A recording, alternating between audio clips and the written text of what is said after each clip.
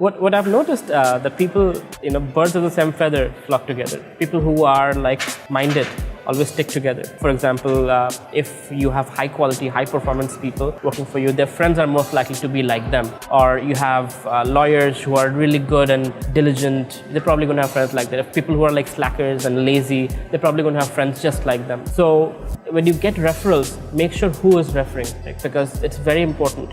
And also who you're associating with depends how your consciousness gets wired up and programmed. Because if you're with 5 millionaires, you're going to be the sixth one. If you're with 5 losers, you're going to be the sixth one. And if you're with 5 drug addicts, you're going to be the sixth one.